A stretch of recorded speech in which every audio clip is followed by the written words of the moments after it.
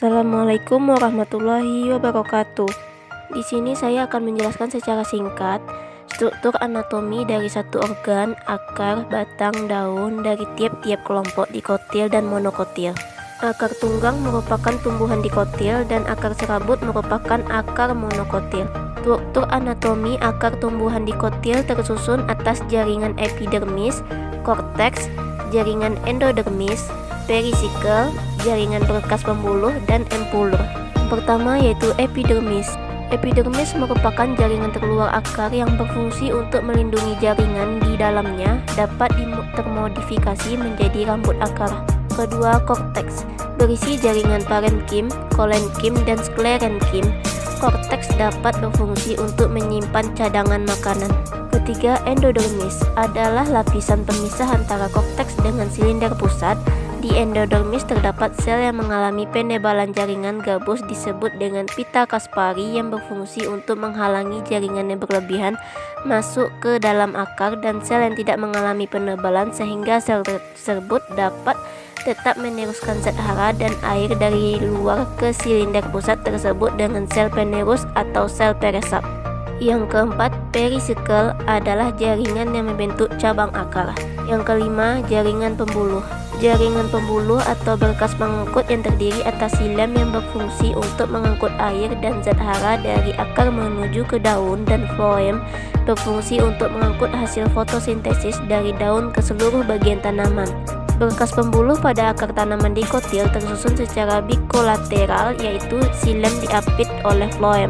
Yang keenam, empulur tersusun atas jaringan parenkim dan dapat digunakan untuk menyimpan cadangan makanan. Struktur akar pada tumbuhan monokotil dan dikotil adalah sama, terdiri atas lapisan epidermis, korteks, endodermis, dan silinder pusat atau stele. Namun demikian, khusus pada struktur akar monokotil terdapat perbedaan, di antaranya 1. Endodermis pada akar tumbuhan monokotil membentuk dinding sekunder yang tebal. 2.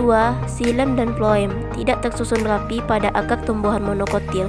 Hal ini disebabkan karena antara silem dan floem tidak terdapat kambium seperti pada akar tumbuhan dikotil.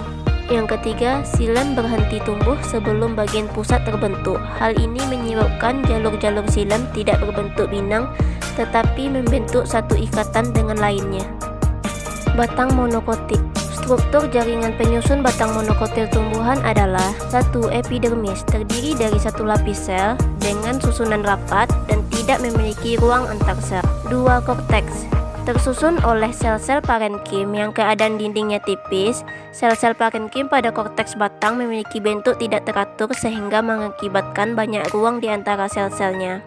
Selain sel parenkim, korteks juga mengandung kolenkim dan sklerenkim yang berfungsi untuk menyokong dan memperkuat batang.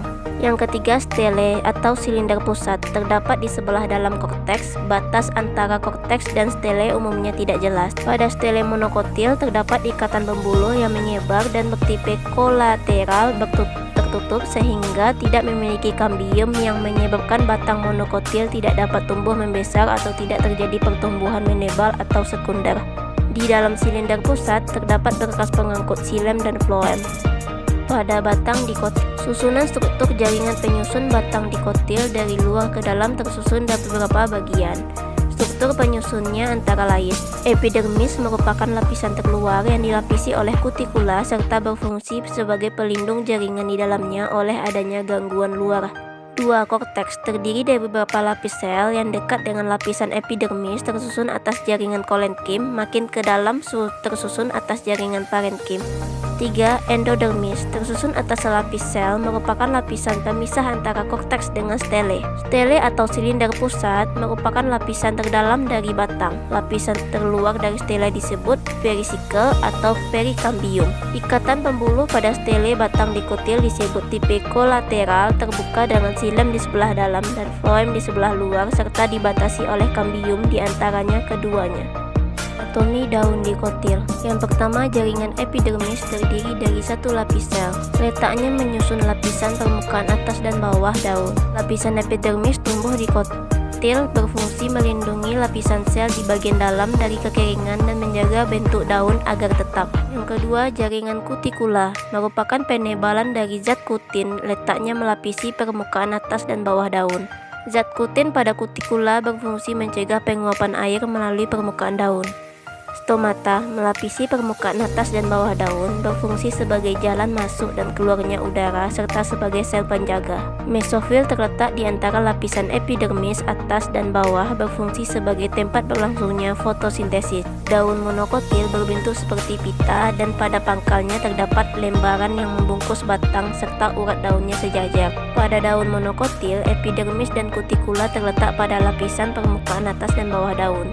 Mata terletak berderet di antara urat daun, berfungsi sebagai jalan masuk dan keluarnya udara.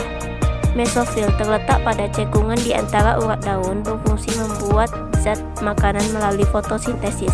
Sekian video penjelasan dari saya. Jika ada kata yang salah, mohon maaf. Saya akhiri dengan wassalamualaikum warahmatullahi wabarakatuh.